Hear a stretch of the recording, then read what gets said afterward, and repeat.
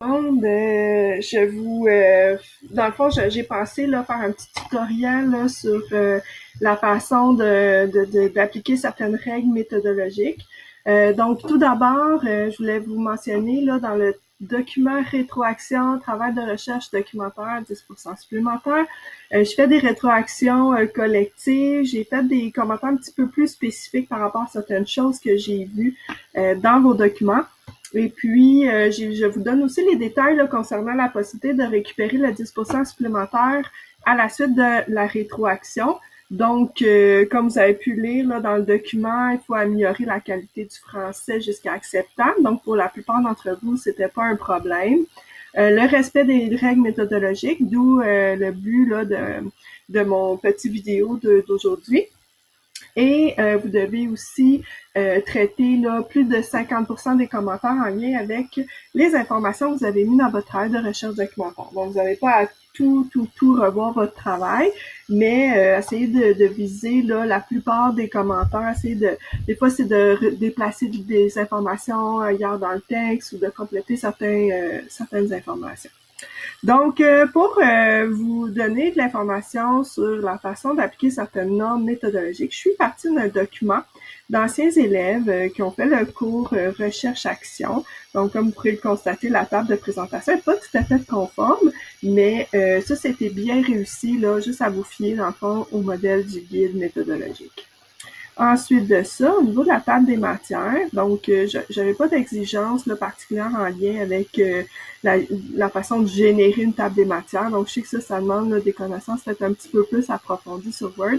Toutefois, au moins au niveau des titres, les premiers titres là, qui sont supposés d'être en gras, qui sont centrés et qui, c'est le mauvais onglet, qui se présentent en lettres majuscules. Donc, ça ici, titre de niveau 1. Ici, on a des titres de niveau 1 également. Et par la suite, là, on pourrait s'attendre à ce que ça soit numéroté 1.1, 1.2, etc. Je vais pas aller dans ces détails-là pour aujourd'hui. Je vais me concentrer sur d'autres normes méthodologiques comme les numérotages. Donc, le numérotage va en haut à droite. Ici, on a tenté dans le fond, d'insérer des numéros de page en excluant la table des matières, la page de présentation. Je sais qu'il y a plusieurs d'entre vous qui ont eu ce petit truc-là. Par contre, à partir du début du document, normalement, ça devrait commencer avec la page 1. Donc, si je vais dans numéro de page, puis ici, numéro de page, ça va être en haut à droite, comme je viens de le faire. Et puis, pour aller corriger le numéro qui est pas correct en ce moment, on va aller dans format de numéro de page et on va commencer à la page 1.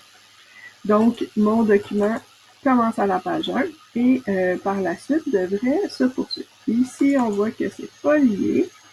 On va essayer de remédier à la situation. Donc, les numéros ne se suivent pas. Là, c'est sûr que travailler dans un document qui a déjà été formaté par quelqu'un d'autre, ce n'est pas évident. Normalement, quand vous insérez votre numéro de page en haut à droite, ici, les autres numéros devraient suivre.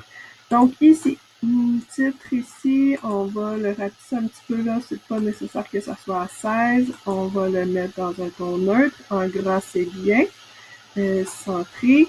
Et en majuscule, c'est fait. Pour ce qui est des marges, donc quelques-uns parmi vous ont eu des difficultés au respect des marges. Ici, c'est une marge de 4 cm, 4 cm, 3 cm et 3 cm en bas. Donc, on va aller dans la mise en page, on va aller dans les marges, personnaliser. En fait, on va aller les personnaliser nous-mêmes. Donc, en haut, 4 cm, c'est bien. À gauche, on a dit 4 cm. En bas, on a dit 3 cm et à droite, on a dit 3 cm. Donc, ça devrait se placer correctement. Ça devrait ressembler à ça. Autre chose, ici, au début de chaque paragraphe, on va insérer des alinéas, donc simplement par table. Donc, normalement, chaque fois que vous commencez un nouveau paragraphe, vous commencez avec table. Si vous ne voulez pas avoir à gérer ça à chaque fois, ce qu'on va faire, c'est qu'on va sélectionner notre texte comme ça. On va aller, en fait, on va créer un nouveau style. Donc, créer un style, on va l'appeler paragraphe. Donc, nos alinéas et nos sauvepages devraient toujours bien se placer. Donc ici, je l'ai fait manuellement. Et si je m'en viens dans la prochaine section et je clique sur paragraphe, tout devrait se placer dans l'ordre. Donc par la suite, quand j'écris, dans le fond, il devrait venir prendre le format de ce paragraphe-là. Ici, on va organiser notre titre. Si on veut être certain que notre titre est de la bonne façon, ce qu'on peut faire, c'est utiliser la mise en page. On peut aussi aller générer un nouveau style. Donc, pardon, ici, créer un style, je vais l'appeler titre 1. Donc, comme ça, je vais m'assurer à chaque fois que il existe déjà. Donc, titre 1, recherche. Comme ça, je vais savoir que c'est mon titre que je veux dans le cours recherche sociale. Donc, si je vais continuer avec ici, je veux toujours mon titre 1, j'ai qu'à sélectionner cet onglet-là et ça va se placer tout seul. Autre chose, donc là, on a vu comment placer les titres, on a vu comment paginer, on a vu comment faire les marges, donc ajuster nos marges selon nos formats, et on a vu comment justifier le texte. Donc tout ça, là, c'est des commentaires là, que je vous ai apportés dans votre document. Maintenant, ce qu'on va voir, c'est les citations longues. Il y en a plusieurs parmi vous qui ont eu de la difficulté avec ça, donc j'en cherche une. Il me semble qu'il y en a une ici. Donc, je poursuis. Ici, je sélectionne le texte. Ah, voilà, je viens de trouver une citation longue de plus de 40 mots. Comment je sais ça? Ici, si on regarde la sélection, 45 sur 4384 mots. Donc, je sais que cette citation-là, elle est plus de 40 mots. Donc, ce que je vais faire, c'est que je vais la présenter différemment. On peut même se faire un nouveau style là, en lien avec ça.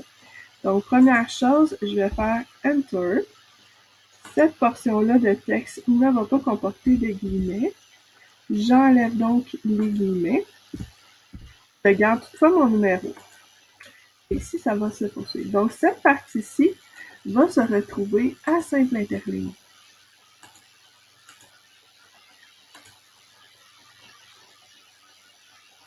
Et on va avoir une marge un peu décalée à la gauche. Donc, si vous regardez dans votre guide méthodologique, on a un petit retrait ici à gauche. Pardon. Si on veut tout sélectionner le texte au complet, ça va être la petite ligne en dessous qui va nous suivre. Comme ça. Donc, on va enlever ici et on va aller mettre notre style paragraphe. En fait, non, parce que celui-là, c'est le même paragraphe qui se poursuit. Le paragraphe commence ici. Voilà la façon d'intégrer une citation longue dans un texte. Autre chose, ici, dans les tableaux, il y en a quelques-uns qui ont intégré des tableaux. Ce qui va être important, c'est que le titre du tableau, ici, par exemple, se retrouve, oui, des fois, il est dans l'image, mais ce qu'on peut faire, c'est le mettre juste en haut. Donc, ça aussi, dans le guide méthodologique, vous avez la façon de procéder pour intégrer le titre. Donc, si je ne me trompe pas, c'est centré et c'est en majuscule. Et on va l'appeler figure.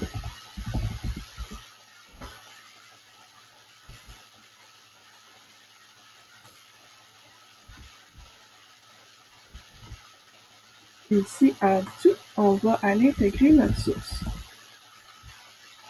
Donc, la source va être à simple interligne. Donc là, ici, on n'a pas nécessairement la source parce que c'était un document là, qui provenait de la collecte de données des étudiants. Par contre, lorsque vous intégrez un tableau, une figure d'un autre auteur, vous devez aller inscrire la source. Donc ça aussi, la façon d'intégrer les tableaux et les figures, c'est bien expliqué dans le guide méthodologique. Pour ceux et celles qui avaient fait des erreurs à ce niveau-là, je vous ai pointé là, la bonne partie du guide. Donc, je crois que j'ai couvert les différents points. Je vais aller voir. Donc ici, là, il y aurait du travail à faire là, au niveau des titres. Ici, par exemple, on pourrait s'attendre à une numérotation. Quand on veut numéroter, on veut ici insérer des numéros. Par exemple, je veux ce format-là. Donc là, si c'est un texte de deuxième niveau, normalement, en cliquant sur la flèche ici, on va aller atteindre le deuxième niveau. Donc, ça devrait plutôt ressembler à ça, mais là, il ne collabore pas. Normalement, ça devrait se placer 1.1. Je vais essayer autre chose.